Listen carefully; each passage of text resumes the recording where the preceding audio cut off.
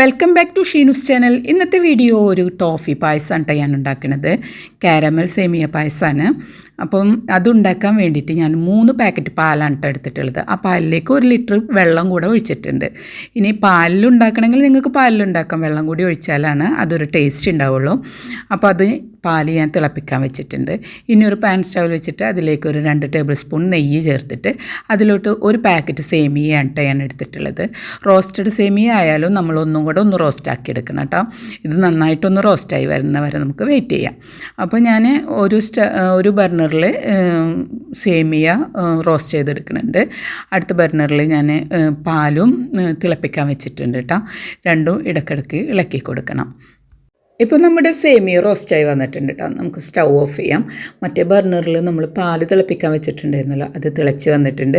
അതിലോട്ട് നമുക്ക് ഒരു 1/4 കപ്പ് പഞ്ചസാര ചേർത്ത് കൊടുക്കാം. പഞ്ചസാര നന്നായിട്ടൊന്ന് ഇളക്കി കൊടുക്കുക. അതൊന്ന് അലിഞ്ഞ് വന്നു കഴിഞ്ഞാൽ അതിലോട്ട് നമുക്ക് റോസ്റ്റ് ചെയ്ത് വെച്ച സേമിയ ചേർത്ത് കൊടുക്കാം കേട്ടോ.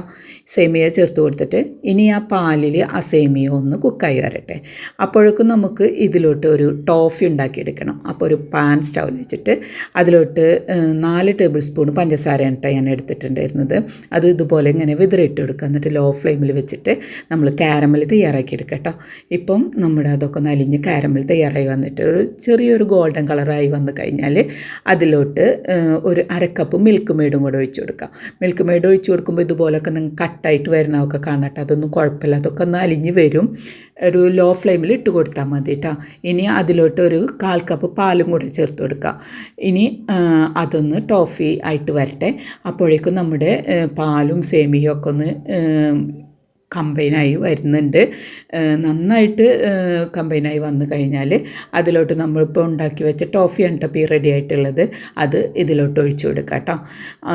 നമ്മൾ സാധാരണ സേമിയ പായസമൊക്കെ ഉണ്ടാക്കുന്നതിനേക്കാളും നല്ല ടേസ്റ്റാണ് ഈ ഒരു പായസം. ഒരിക്കലെങ്കിലും ഇതുപോലെ ഒന്ന് ഉണ്ടാക്കി നോക്കാം കേട്ടോ.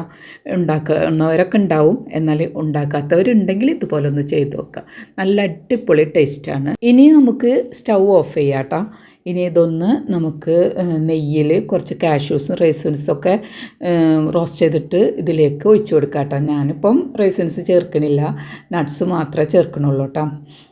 അത് നിങ്ങൾക്ക് ഇഷ്ടമുള്ള നട്ട്സൊക്കെ ചേർക്കാൻ ഞാൻ കാഷ്യൂ നട്ട്സ് മാത്രമേ ചേർത്ത് കൊടുക്കുന്നുള്ളൂ.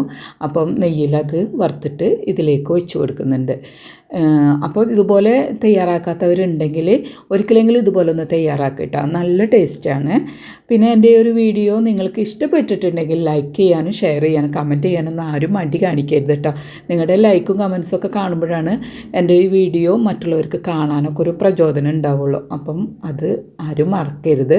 അതുപോലെ തന്നെ സബ്സ്ക്രൈബ് ചെയ്യാണ്ടാണ് എൻ്റെ വീഡിയോസ് കാണുന്നതെങ്കിൽ ഒന്ന് സബ്സ്ക്രൈബ് ചെയ്തിട്ട് സപ്പോർട്ട് ചെയ്യാം കേട്ടോ. അപ്പോൾ ഇന്നത്തെ വീഡിയോ ഇത്രയേ ഉള്ളൂ കേട്ടോ. അപ്പോൾ ഇനി അടുത്ത വീഡിയോയുമായി വരുമ്പോഴേക്കും താങ്ക് യു.